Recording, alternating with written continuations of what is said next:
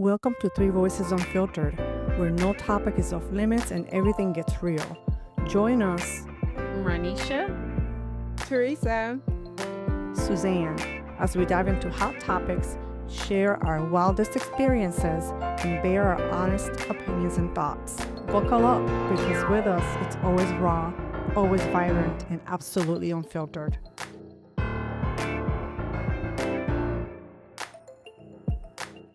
Welcome to another episode of Three Voices Unfiltered.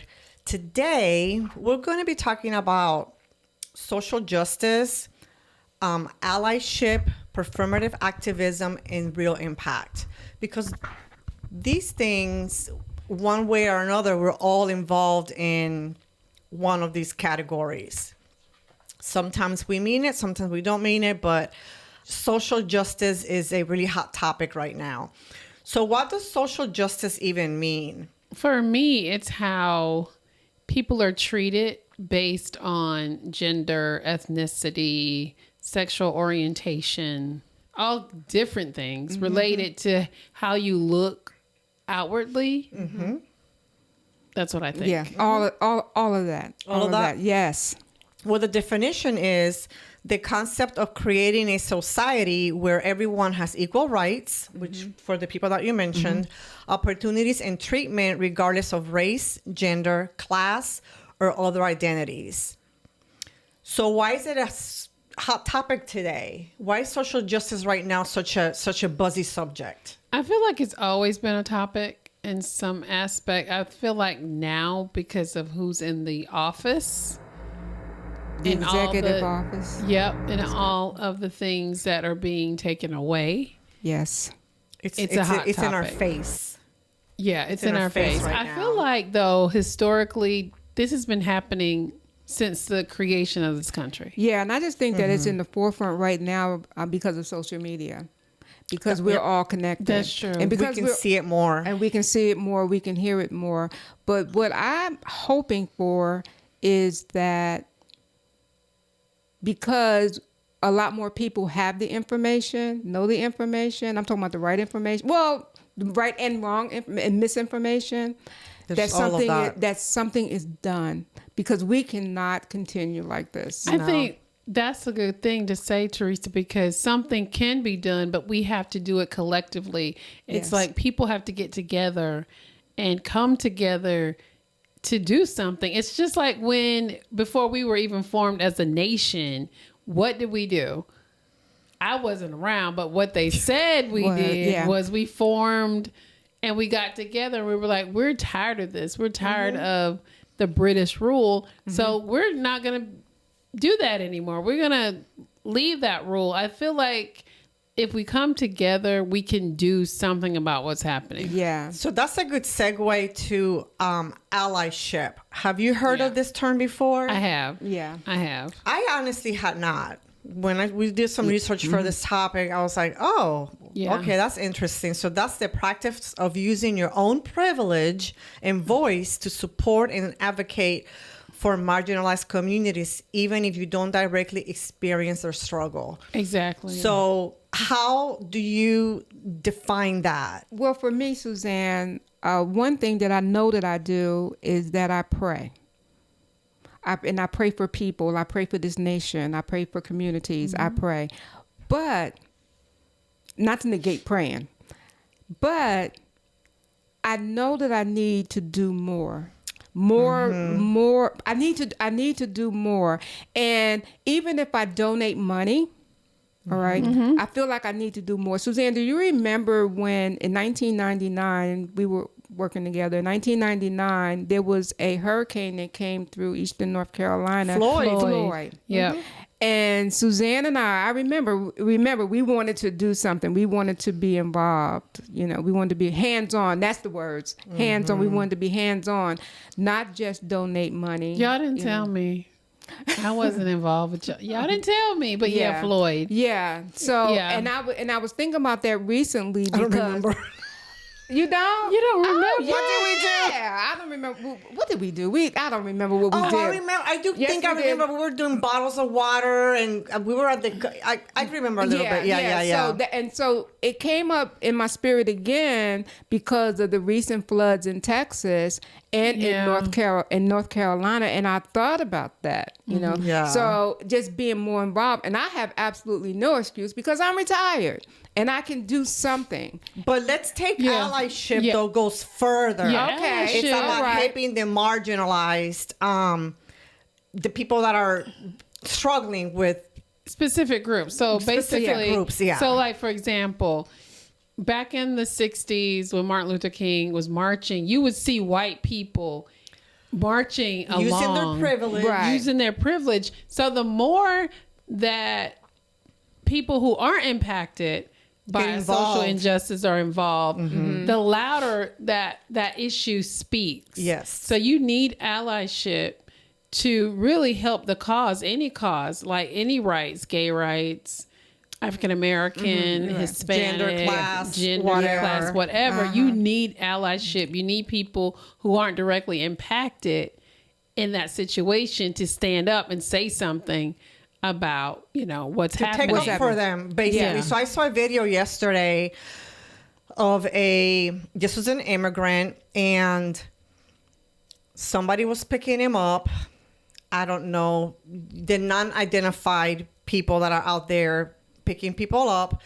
And this was a surgical office, and the employees stood up and were blocking this individual from taking the immigrant. And they were saying, show us your badge, show us your warrant. That's right. Show us your whatever you have that gives you the right to take this individual.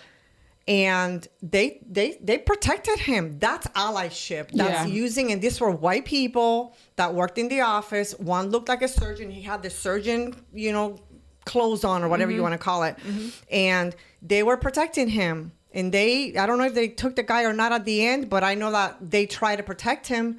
And that's allyship, like That's stepping allyship. up. You see somebody getting beat up, or you see somebody, some type of injustice, or bullying, online bullying, anything.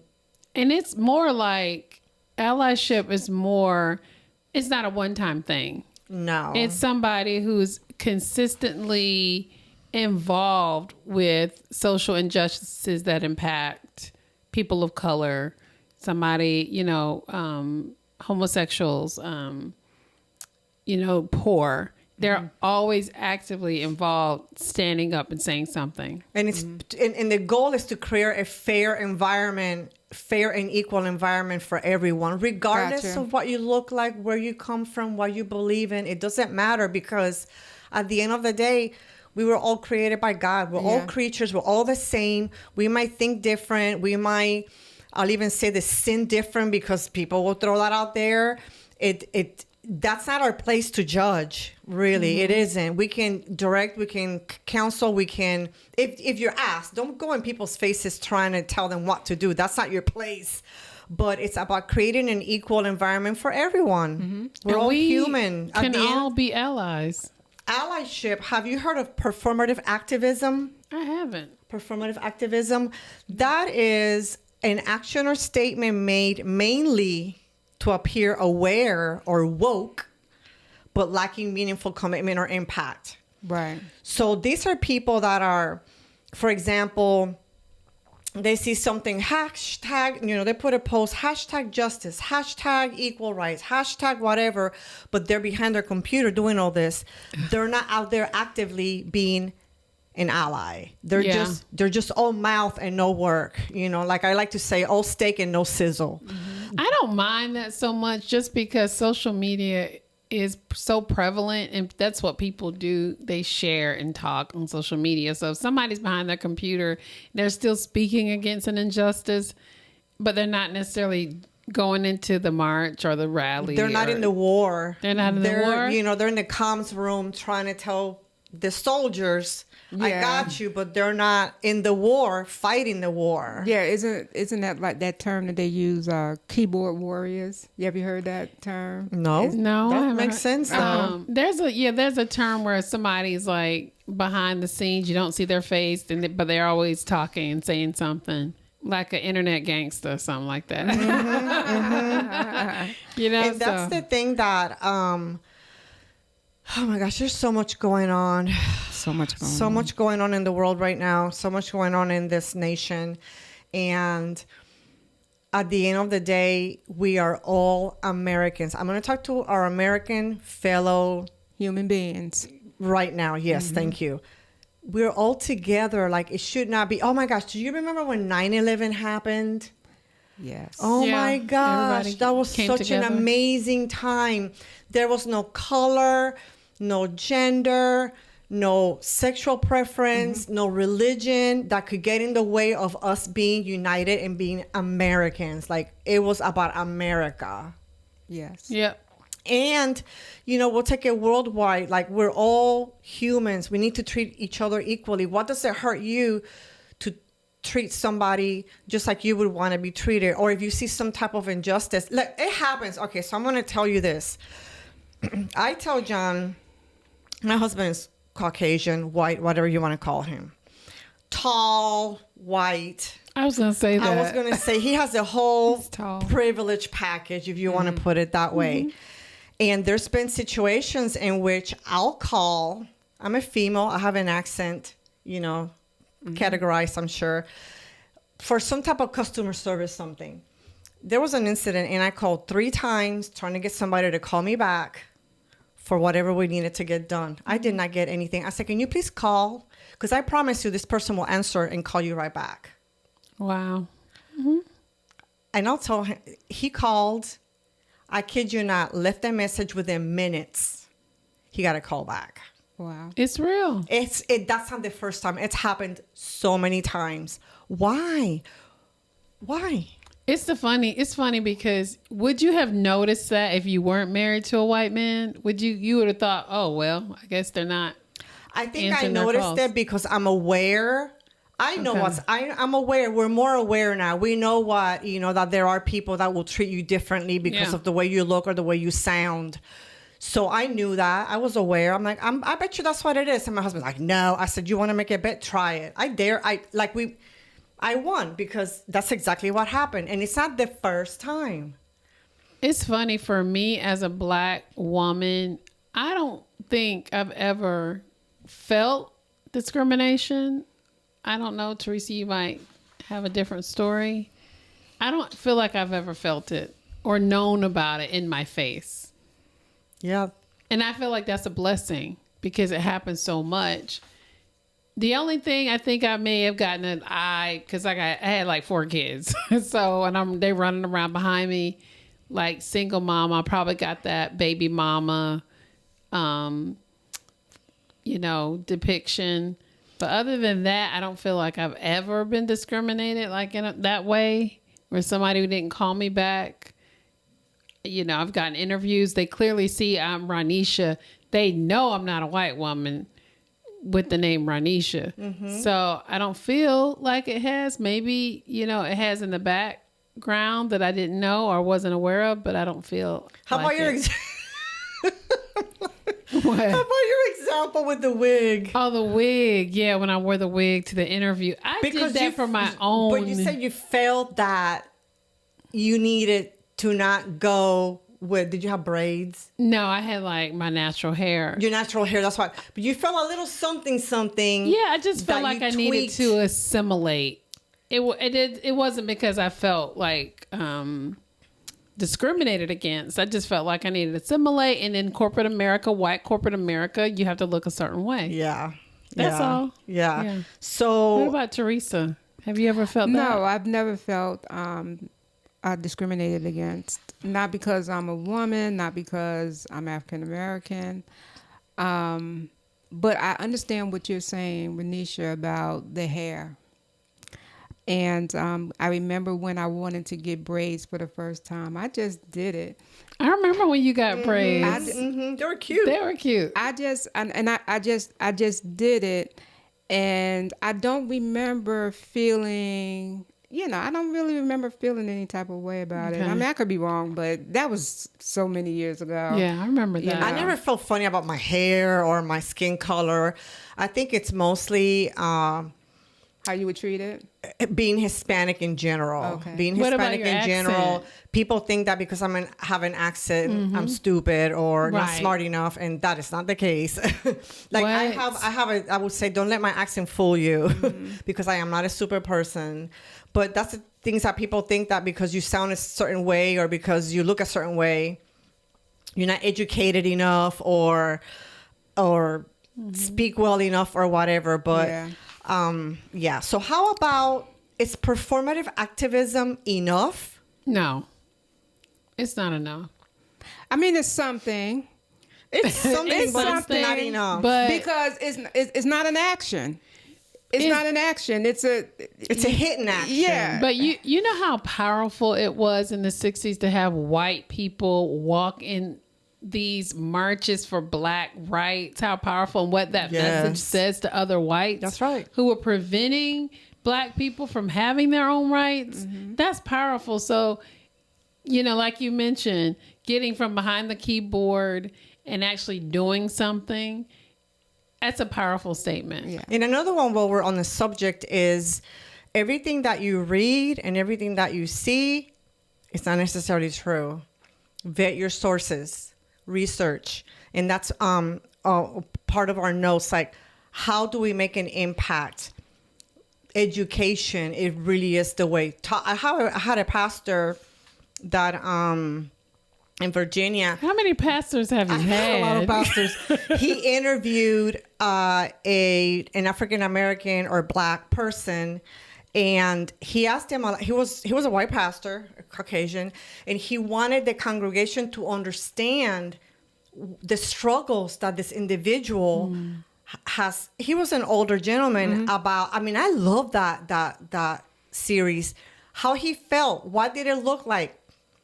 What's been your experience? How about your parents or your grandparents? Like, he really wanted to find out, because sometimes we don't know. All we see is skin color and we judge. Yeah. That's Dog true. or MS-13 or whatever. Like, that is not always the case. There's or how about immigrants that come from other countries and they're doctors or engineers, lawyers, can't practice. They're, categorized. And that's when we can, as privileged, I'm going to consider myself privileged because there's people that have it way worse than I do, that we can step up and be, their guardian angel, I guess. Yeah, we have a responsibility. We really do. And because we take so many things for granted. Yeah. So, yeah. You mentioned about doctors. All my women doctors are different ethnicities. One was Chinese, my neuro-oncologist here in Greenville. One is Indian. She's at Duke. And then I had a Caucasian neuro-oncologist in Texas, Dallas, Texas. All great, smart women. Yeah, we Oh, my shouldn't goodness. judge because of where they come from or what they look like. And if you see any type of injustice, we need to step up. And a part of it is how you said, marches, peaceful protests. Some things here, donating to causes, attending events, voting. Voting is huge. Voting promotes equality. Voting, being part of which I've been thinking about, being part of the voting process, sitting out there, getting people registered in communities that are marginalized. A lot of them are not registered. Go out there and try to get people registered. And it's just being a voice and just being the noise behind the chaos to kind of wake people up. And it's not about being woke is kind of like a negative term right now, or They try to make it negative. they're trying It's to not make it negative, but it's just, woke is just awareness. That's all it is. That's it. I'm going to mention a little side note about human beings. especially in this country, that I found out is that people lack empathy. Oh, huge. The one thing that I think that if people would practice putting themselves in other people's shoes, all right, trying to understand how that other person feels or how that other person sees things, that would help. That would help because That's empathy. yeah, if you can walk a mile in somebody's shoes and experience their day to day, that would change. Yeah, your outlook will be different. Yeah. And a lot of times, what's being done in this country right now is based on emotions. In fear. Do you think it has to do with fear? It has to do with fear. It has a lot to do with fear because what was once the majority is now the minority, and they're scared. I think it has more to do with just fear. It's also downright racism. Yeah. Like it's always been here in this country, but it's been hidden. So I feel like now people are feeling whatever they're feeling, more confident to speak how they really truly feel and do what they really truly want to do. And that's what we see today. They've been given the green light, I would say. We were quiet to think that because it's okay. A lot of things happen and people were sometimes quiet, and now because of social media helps too, we're louder about it. So it's not that anything's changed in the sense of feelings, and it's not that we're just a sensitive generation. It's not that. It's that we're a more awake generation, more that this is not okay, when before we may have been like, not my business, let me stay out of it, you know. We had a black president. Yeah. That Twice. changed nothing. It just didn't change. I mean, it can't change years of people being hateful and being racist. But I thought maybe having a black president would give a different perspective about black people and people of color, that, you know, others could look at us a little bit differently. Or even, you know, anything, all the LGBTQ plus movement. We get hung up on those things, on what people look like, what people do, and that doesn't matter. If they're decent, I have met more decent human beings or people that may fit any of those categories than the Christian ones that I had to deal with for a while that's there. a good point. It doesn't matter. Everybody on the outside can look good, but on the inside is what matters. And if your insides are rotten, it's just gonna regurgitate out. Yeah, and these Christian nationalists, don't they understand that God is watching? God sees. And they're trying to spew this rhetoric to people that, first of all, I don't want to say it's not, I do want to say that it's not true. They're using it out of context, right? Yeah. A lot of the things that they say, it's out of context, because they're clearly in the Bible. There's masters and there's servants, and they're all different types of people in different classes. However, they'll take one little thing and this is the thing. It's kind of how they used the Bible to keep people enslaved, black people enslaved, and keep them oppressed. Yes. But I think that the whole message is empathy. Be empathetic for people that are not like you. They don't look like you. Don't judge them. Taking up and defending marginalized communities. Yes. Because some of the stuff that's going on now, you wouldn't even think that these people are humans, that they're being treated. They're being treated like we treat dogs and pets that, excuse me, come from other countries. I mean, there's breeds that are not even, anyway. That's better. true. We treat them better than we treat some of these human beings, these people. And where does that even fit? See, if you post a battered dog of a person beating a dog, oh my gosh. Right. But you see a person beating a black man or somebody who's female. gay or a woman, nothing. they have GoFundMe pages for animals and Yes. things like that, and then a person, oh well, they shouldn't have been here illegally, or you know, they whatever, fill in the blank, and it's not okay. And I guess the message of today's podcast is that to embrace allyship. Yeah. Yes. Don't just get stuck on performative activism. That's okay, but do more. Get involved. If you see something that's happening that's wrong, unfair, unjust, step up and do something. Even if all you do is call the police, if it's some type of illegal event, like do something, because we're all human beings at the end of the day. Many people, all they want is to have a good life, have a job, take care of their families. And there's no wrong, no sin with that. It's okay.